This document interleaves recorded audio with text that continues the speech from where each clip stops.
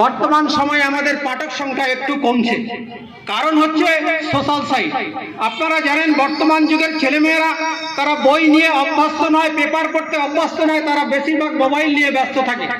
সেই জন্য আপনাদের কাছে আমরা পাঠাগারের পক্ষ থেকে আবেদন করব, এত বড় একটি সুন্দর প্রতিষ্ঠান, প্রতি বছর এত জাঁকজমকপূর্ণ একটা অনুষ্ঠান, বিভিন্ন ভিআইপি মানুষের আনাগোনা, তার মধ্যে দিয়ে আমাদের পাঠক সংখ্যা যদি কমতে থাকে, আগামী দিনে আমাদের এই পাঠাগারটা প্রায় আস্তে আস্তে রাজপথে শুদ্ধ করবে, লুপ্ত প্রায়ের দিকে যাবে।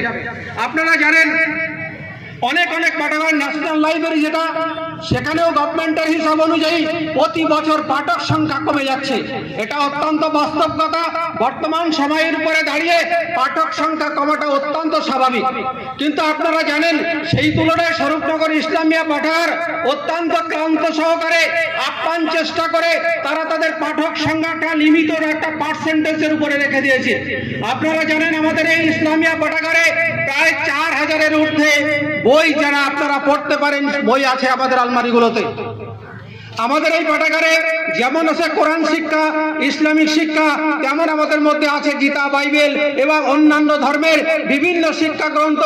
আপনারা দয়া করে আপনারা আপনাদের সময় নিয়ে, এবং আপনাদের বর্তমান সময়ে আমরা দেখেছি বিশেষ করে পুরুষ মানুষেরা তারা একটু বিভিন্ন সময়ে মোবাইল এবং বিভিন্ন সামাজিক কাজকর্মের মধ্য দিয়ে তারা এই সময়টা কম দেন।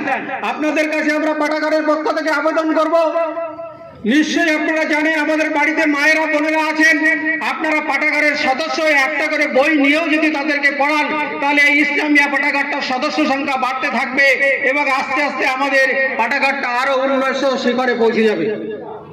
আপনারা জানেন এই পাঠাগারে পড়তে গেলে এমন কিছু পয়সা লাগে না, মাসিক সম্ভবত 3 টাকা এবং বছরের অ্যাডমিশন ফি মানে ভর্তি ফিস বাবদ 30 টাকা লাগে। আপনাদের কাছে পাঠাগারের পক্ষ থেকে আমরা আবেদন করি বারবার, আমরা প্রতি বছর বাৎসরিক অনুষ্ঠানে বহু মানুষের পেয়ে থাকি, তো এটাই আমাদের বলার জায়গা। দয়া করে আপনারা এগিয়ে আসুন, পাঠাগারের দিকে একটু লক্ষ্য রাখুন এবং পাঠক সংখ্যা বৃদ্ধি করুন।